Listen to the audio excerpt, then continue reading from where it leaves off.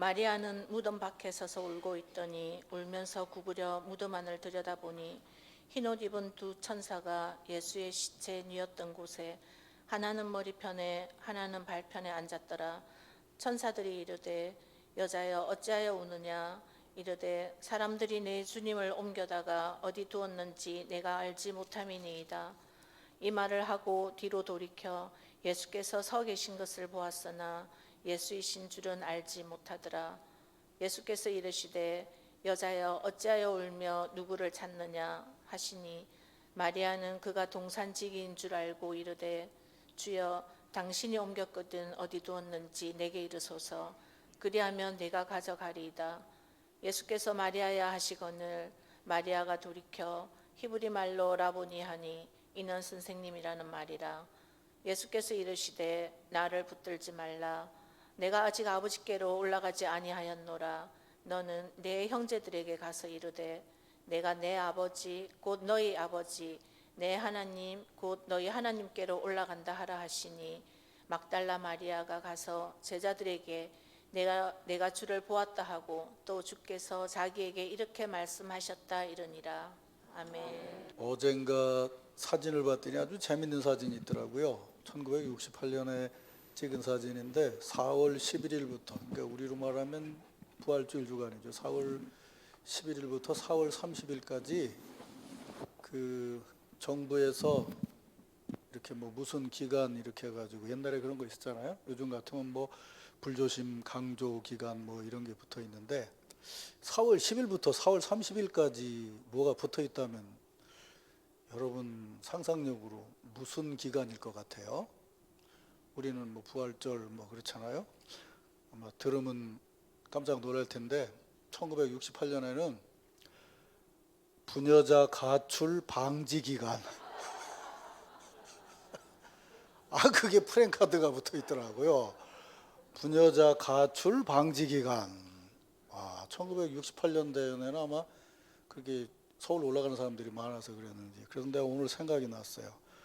이 기간은 직분자 가출 방지 기간. 우리 교회는 그래야 될 것 같아. 부활의 절기라서 우리가 제일 기쁘게 열심히 주의 사역을 감당할 때죠.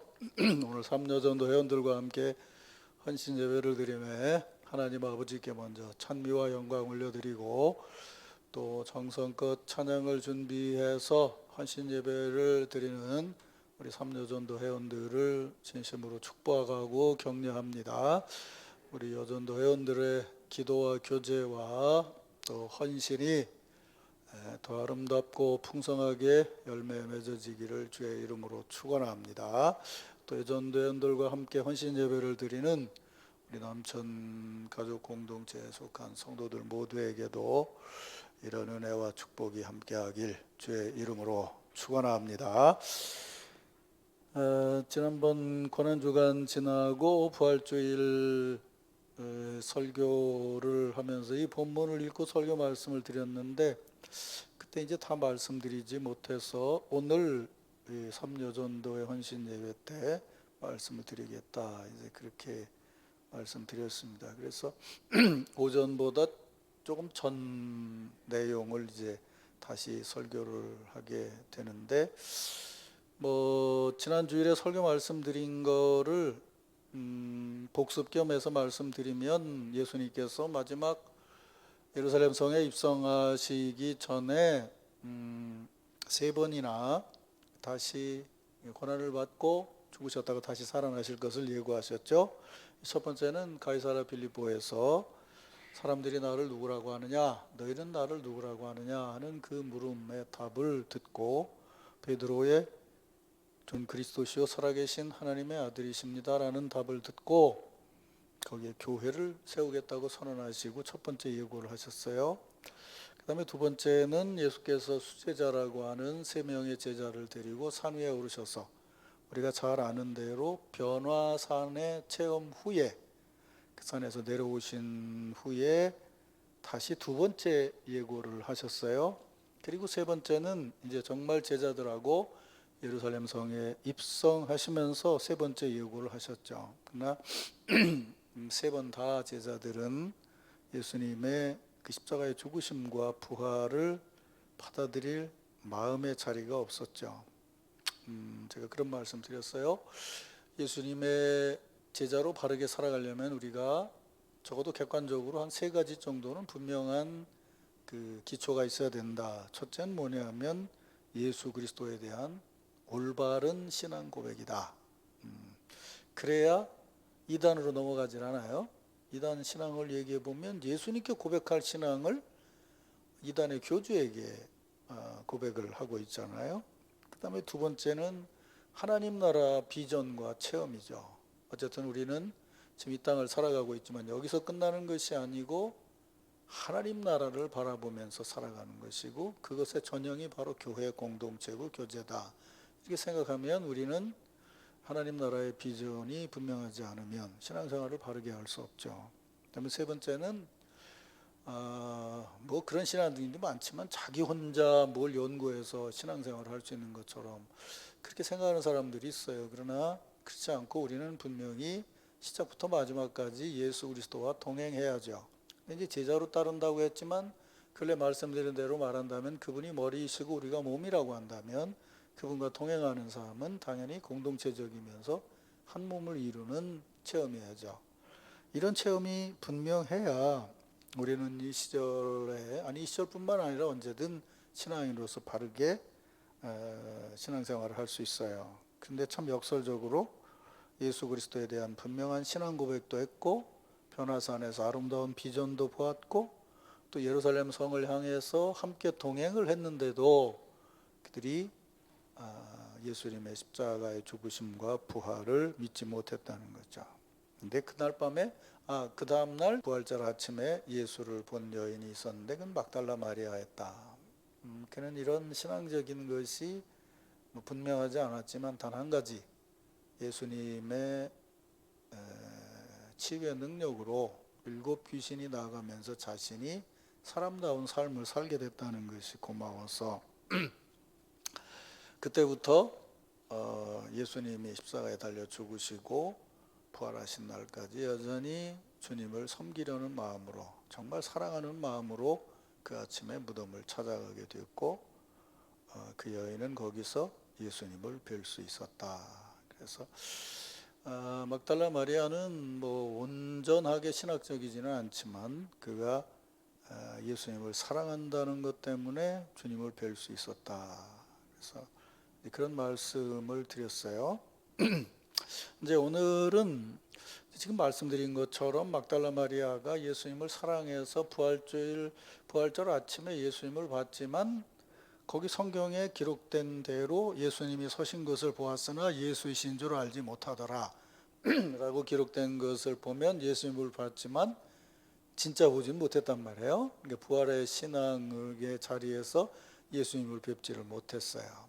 그래서 이제 그 자신은 보지를 못했지만 사실은 그날 예수께서 막달라 마리아, 그러니까 막달라 마리아가 예수님을 본 거는 분명하지 못했지만 마리아를 만나는 예수님의 모습과 그 자리는 부활의 신앙으로 충만했어요. 오늘 아까도 말씀드린 것처럼 우리 생각과 달리 그분이 계신 곳에는 부활의 신앙이 충만하죠. 믿습니까, 여러분? 그래서 이제 그 얘기가 그냥 기록이 되어 있는데 말씀드린 것처럼 요한은 마지막에 복음서를 쓸 때 그 단어 하나하나가 그냥 표면적인 단어가 아니에요. 그 배면에 굉장히 상징적으로 중요한 의미들이 많이 담겨져 있어서 이제 그거를 구약 성경과 더불어서 풀어서 볼 때 이 장면에 담겨져 있는 중요한 의미를 발견하게 돼요. 사실 저도 목회를 하면서 조금씩 더 발견해 나가는 과정이고 이제 고난주간에 읽으면서 조금 새롭게 생각됐던 부분들을 메모를 해놓고 그리고 이제 지난주일에는 시간이 없어서 다 못 전했고 오늘 이제 여러분에게 말씀을 드리려고 해요. 제가 좀 새롭게 느꼈으니까 뭐 여러분들도 틀림없이 처음 듣는 말씀일 거예요. 그래서 좀 관심을 기울여서 들으시기를 바랍니다. 자, 먼저 이제 오늘 본문 11절 12절에 보면은 마리아는 무덤 밖에 서서 울고 있더니 울면서 구부려 무덤 안을 들여다보니 흰옷 입은 두 천사가 예수 시체 누웠던 곳에 하나는 머리편에 하나는 발편에 앉았더라 라고 말합니다. 일부 이제 신학자들은 이 대목에서 또 베드로의 체험에서도 얘기를 하는데 그냥 보는 것하고 들여다보는 것을 구분해서 이야기를 하려고 해요.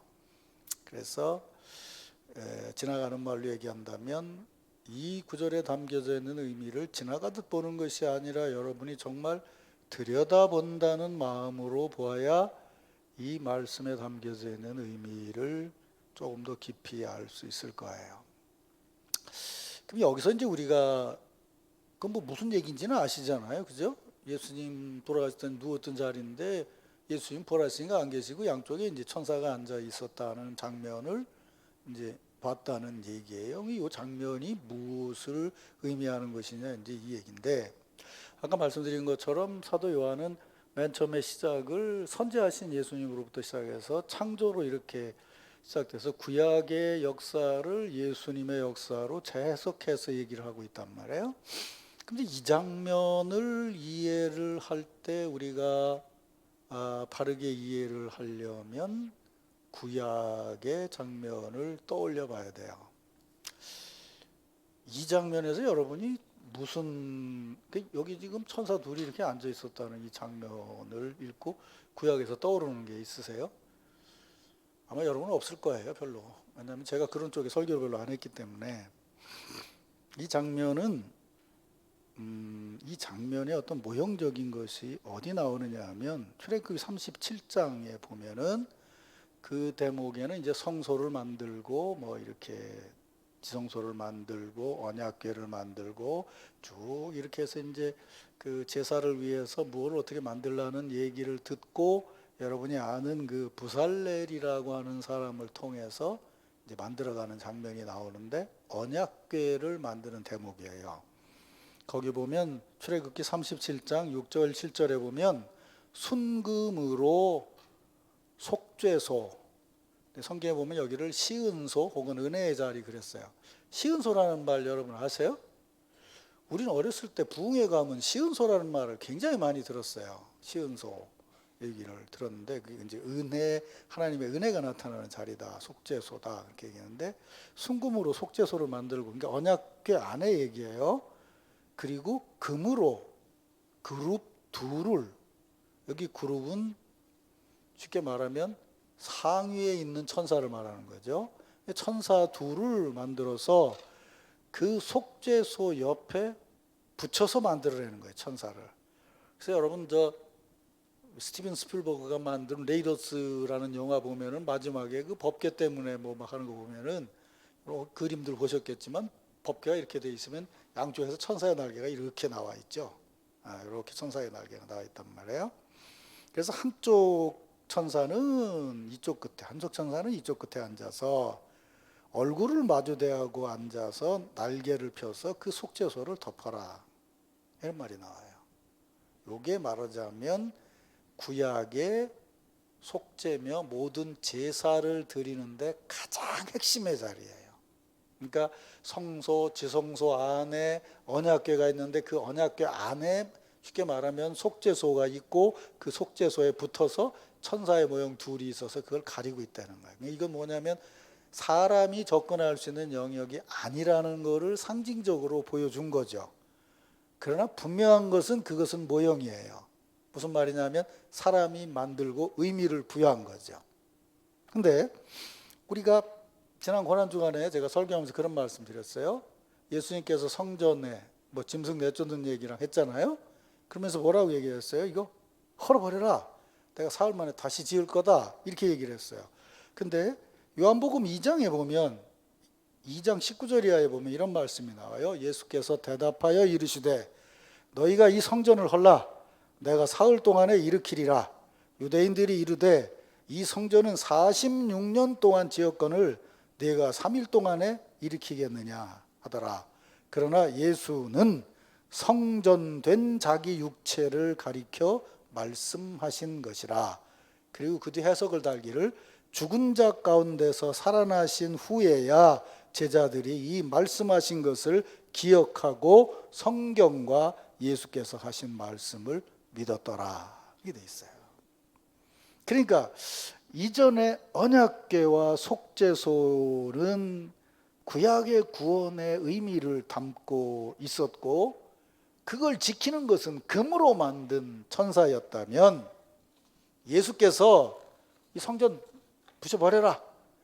새로운 속죄의 성전을 만들겠다고 하신 것이 바로 자신이었고 십자가에 죽으셨다가 살아나심으로 그 역사가 새롭게 시작되는데 그건 모형이 아니라 진정한 하나님의 역사였다는 거야.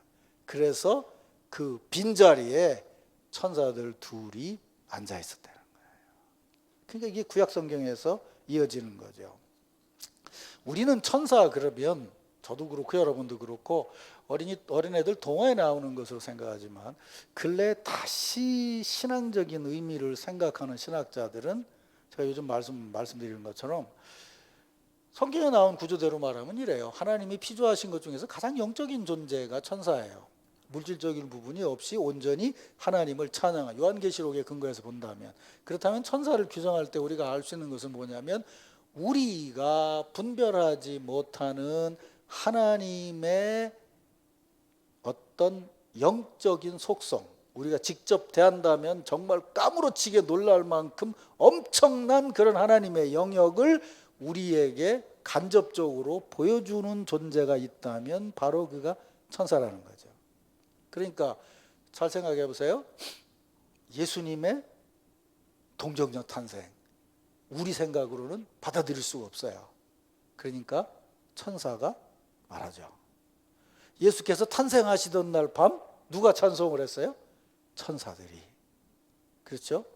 요셉에게도 천사가 나타나죠.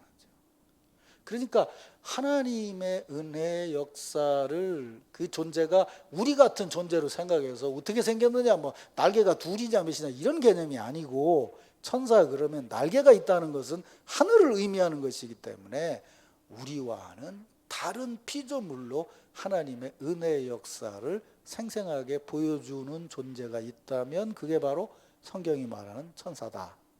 그러니까 이 무덤에서 일어난 일은 우리에게 속한 일이에요? 하나님께 속한 일이에요? 하나님께 속한 일이죠. 그리고 그분이 생생하게 살아나셨다는 거예요. 그래서 이 우리 차원에서 예수님의 부활을 증명하려고 하는 사람은 자꾸 뭘 얘기를 하냐면 빈 무덤, 풀려진 수의 이걸 가지고 얘기를 하려고 그래요. 없었다고. 그런데 그건 없어졌다는 증거지 있다는 증거가 아니잖아요. 근데 신앙적으로 보면 두 천사 사이에 부활하신 주님 실체는 없지만 이거는 없는 게 아니라 있는 증거죠. 구약 성경에 근거한. 그래서 바로 이 자리가 부활의 자리라는 거야. 그러니까 막달라 마리아는 구분을 못했지만 뭐라고 그래요?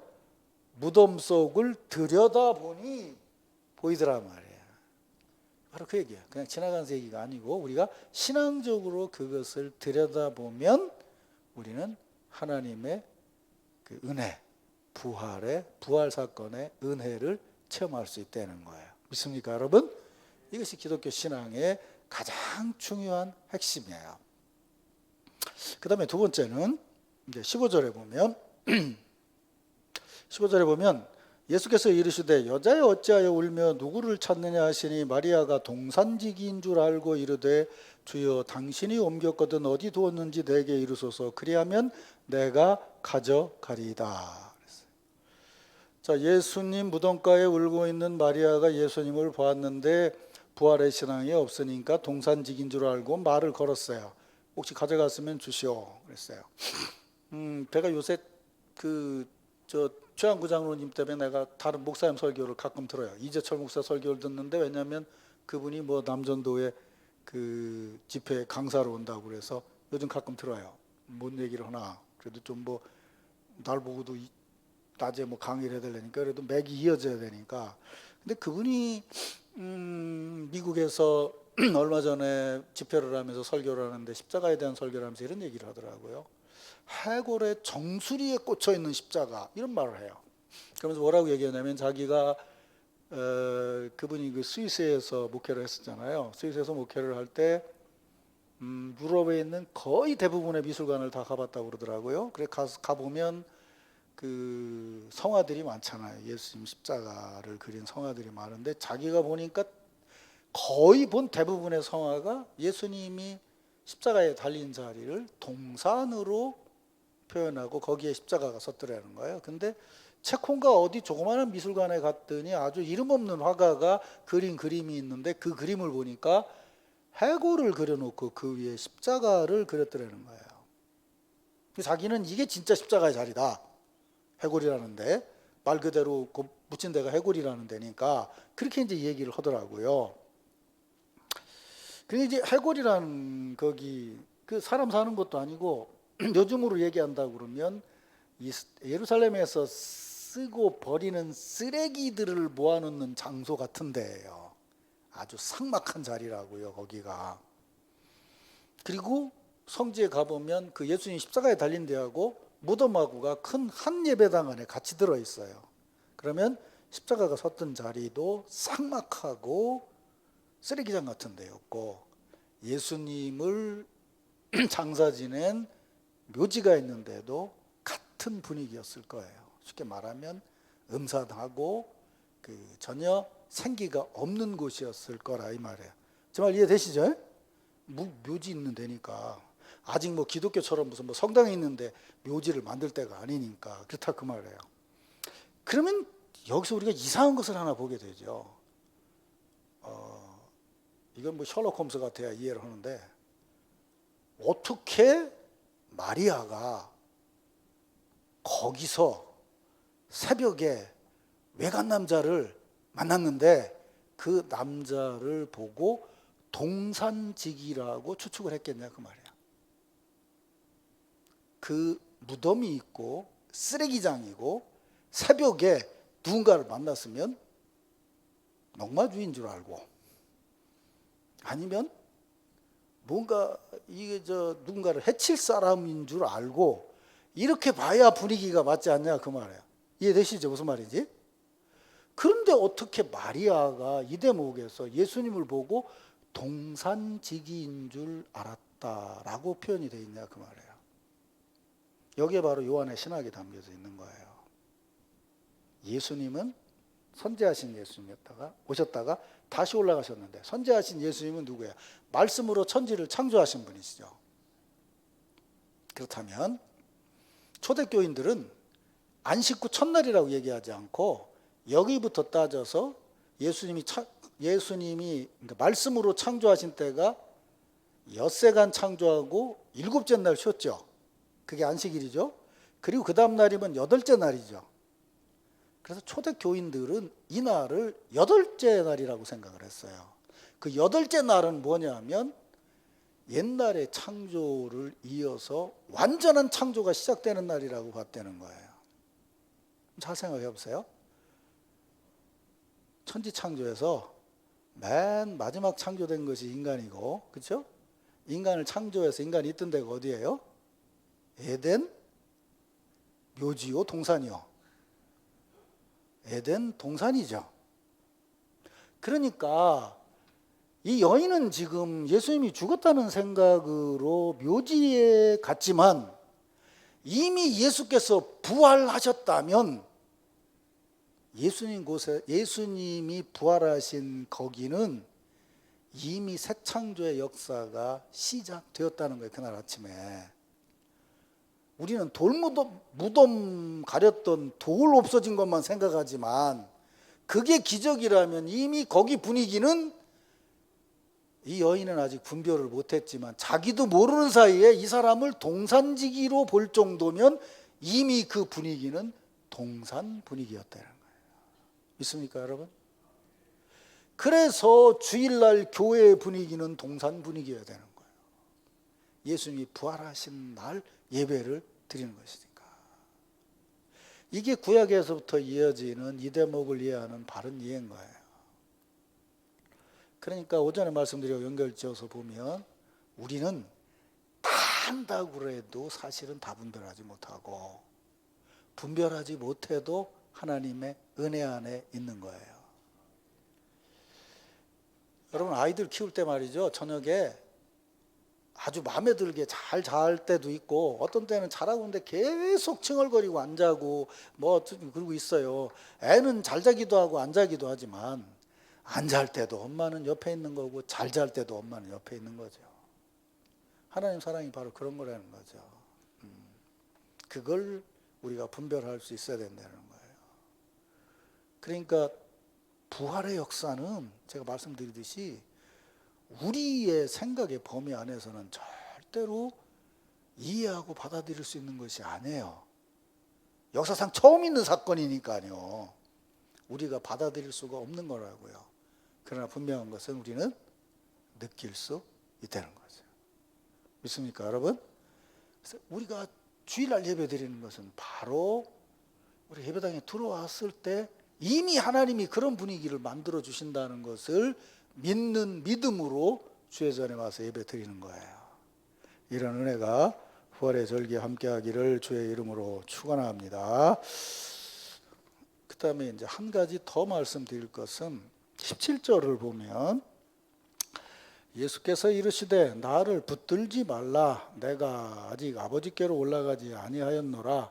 너는 내 형제들에게 가서 이르되 내가 내 아버지 곧 너희 아버지 내 하나님 곧 너희 하나님께로 올라간다 하라. 그렇게 얘기를 마리아에게 했다는 거예요. 이해가 되죠? 동산직인 줄 알고 말을 걸었어요. 아유 가져가셨으면 좀 내게 돌려주시오. 그랬더니 예수께서 마리아야 라고 자기 이름을 불렀어요. 이 사람들이 다른 목소리로 다른 거를 부르는 건 몰라도 자기 이름을 부를 때는 그게 누가 부르는지 알 수 있잖아요. 그 인격적인 관계가 있기 때문에. 그래서 마리아라고 부를 때 마리아는 그게 예수님인 줄 알았어요. 돌아보면서 근데 이 대목도 또 이제 재밌어요. 돌아보면서 뭐라고 얘기했냐면 선생님 이 불렀다는 거예요. 이것도 또 이상하잖아요. 왜 이렇게 이상한 게 많아? 왜냐하면 아니 동산지기보고는 주여 당신이 가져가셨으면 이렇게 여기 주라고 얘기했을 때는 아주 극존칭이라고 생각하면 돼요. 꼭 우리가 뭐 주 예수라고 말하는 게 아니고 그러니까 종이 자기 집 주인한테도 주여 이렇게 불렀고 부하가 상관 보고도 주여 이렇게 불렀다고요. 근데 거기서 동산지기 보고 주여라고 불렀는데 아니 왜 예수님 보고는 선생님 그러냐고? 왜 선생님이라고 불렀냐고요? 뭐 지맘이지 뭐. 근데 이제 그 부분을 다시 이제 우리가 생각을 조금 이따 이제 생각을 해보세요. 선생님하고 불렀더니 얼마나 반갑겠어요. 선생님하고 막 무슨 신성일 나오는 것처럼 선생님 이러고 가면 딱 끌어안고 이래야 이게 뭐가 되는 거 아니에요? 근데 붙들지 마라 이랬다는 거야. 예수님이 옛날 같으면 이럴 분이 아닌데 여기서 붙들지 마라 이랬다는 거죠. 이게 표면적인 얘기가 아니에요. 붙들지 마라 그러면 뭐 생각나는 거 없어요? 없으니까 내가 목회를 하지. 마태복음 16장 아까 그 얘기예요. 이제 신앙 고백을 할 때 하고 난 다음에 내가 십자가를 지러 간다 그러니까 그때 베드로가 한 행동을 마태복음 16장에 뭐라고 써있는지 아세요? 베드로가 예수를 붙들고 항변하여 이르되. 그러니까 자 보세요. 참 예수님을 사랑했어요. 근데 마리아가 사랑한 예수님은 십자가를 지기 전에 예수님이죠. 그렇죠? 돌아가시기 전에 예수님을 사랑한 거죠. 살아왔어도 그 전에 예수님으로 생각을 하는 거죠. 굉장히 순수한 마음이지만 부활의 현장에서 보면 마리아는 그 범위를 넘어서서 예수님을 봐야죠. 나의 선생님이 아니고 내가 잡을 수 있고 나하고만 교제하는 선생님이 아니고 그분을 다시 사신 하나님의 아들로 볼 수 있어야 되죠. 그러니까 붙잡지 말라는 거예요. 무슨 얘기예요? 과거에 매이지 말라는 거예요. 과거에 안 매이는 것이 뭐냐? 내가 하늘로 올라간다. 그러니까 예수 그리스도의 신성을 인정하라는 거죠. 그러면서 그 신앙이 되어야 제대로 된다는데, 그 다음에도 아주 재밌어요. 뭐라고 얘기하냐면, 아니 오늘 보듯이 오늘 오전에는 보면 제자들한테 찾아갔는데 마리아에게 뭐라고 얘기하냐면요, 이렇게 말씀하셔요. 내 제자들에게 가서 내가 하늘로 올라간다라고 말하라고 얘기하지 않고 내 형제들에게 가서 라고 말하고 있어요. 그러니까 이게 무슨 얘기냐면, 예수 그리스도의 부활하심과 온전한 믿음을 가진 자, 그분이 하나님이시라는 것을 믿는 자들은 그분을 머리로 해서 지체를 이루며 그 신앙을 통해서 구원을 받아서 진정한 하나님의 형제, 그러니까 예수 그리스도의 형제애를 나누는 신앙이 될 거라는 거예요. 왜냐하면 지금까지 보였던 제자의 모습이 뭐냐고요? 그게 제대로 된 제자였냐고요? 아니잖아요. 자기 욕심대로 보는 거였잖아요. 그러면서 뭐라고 얘기해요? 내 하나님이 너희 하나님이 되고 너희 하나님이 내 하나님이 될 거다 라고 말을. 그게 형제라는 거예요. 나중에 여기 이제 성령이 임하고 난 다음에, 교회가 세워진 다음에 써진 성경이기 때문에 이미 이것을 읽을 때 그게 다 담겨져 있는 거예요. 오순절날 하고 난 다음에 그 사람들이 어디 제자들 모임이었냐고요? 형제 모임이었지. 같이 나눠 먹고 같이 쓰고 같이 하고 누구 하나 궁핍한 사람 없이 살았다 그랬을 때 그게 제자들 따로 있고 따로 있는 모임이었냐고요? 형제가 됐죠. 근데 그때 예수님이 계셨냐고요? 아니요. 승천하셨어요. 그리고 성령께서 임하신 거죠. 오늘 오전에도 설교가 길어질까 봐 뒷부분을 제가 잘라서 예수께서 선물 내시며 하는 대목은 설교를 안 했어요. 그러니까 뭐 아시는 대목이니까요. 그러니까 이미 이 장면 안에 우리가 지금 부활하신 예수 그리스도를 섬기며 살아가는 것이 무언가 하는 것을 말씀해 주고 있어요. 근데 우리는 생경한데 구약의 역사를 가지고 있는 유대인들과 그리고 지금 성령 강림 이후에 새로운 교회를 이룬 성도들은 이 얘기가 전혀 생경하지 않은 거예요. 아, 그래. 아, 그러셨지. 그렇게 살아있구나. 그걸 느낄 수가 있었다는 거죠. 그래서 성경은 들여다볼수록 신비한 거예요. 그 몇 조금 알고서, 몇 조금 들어서 뭐 성경 퀴즈 맞추듯이 몇 개 안다고 뭐 아브라함이 몇 살에 뭐 떠났냐 그러면 75살이야 한번 맞추고 뭐 할렐루야 이런 사람들은 아직 뭐 하는 거예요. 그게 성경이 그렇게 쉬운 게 아니에요. 40년을 연구했는데 요새도 새롭다니까. 이 깊이를 도대체 어디까지 가야 되느냐 그 생각이 들어요. 오늘 재밌죠? 자존심은 있어갖고 재밌다고 못하지. 나도 알아요. 충청도 말로 나도 알아요. 아이고. 네. 사실은 들여다보면 들여다볼수록 성경 안에 담겨져 있는 것은 정말 창조로부터 시작해서 놀라운 하나님의 은혜예요. 그래서 우리는 늘 겸손해야 되고, 하나님 말씀 앞에 제가 안다고 그러면 뭘 얼마나 알겠습니까? 그러나 더 알고 더 바르게 깨닫고 더 그렇게 살기를 원합니다. 이것이 우리의 신앙이 돼야, 그게 날마다 살아있어야 그게 진정한 부활의 신앙이 되는 거죠. 그래서 이 사실은 요한이 이 대목을 얘기할 때 이미 우리가 아는 대로 21장은 부록처럼 더 붙은 것이고, 사실은 이 대목 도마 얘기까지 요 몇 커트의 장면들이 결국은 부활신앙이 무언가 하는 것을 사실은 초대교회 신자들과 제자들의 경험을 통해서 생생하게 보여주고 있는 거예요. 이 대목이 사실은 읽을수록 깊이가 엄청난 거예요. 보면.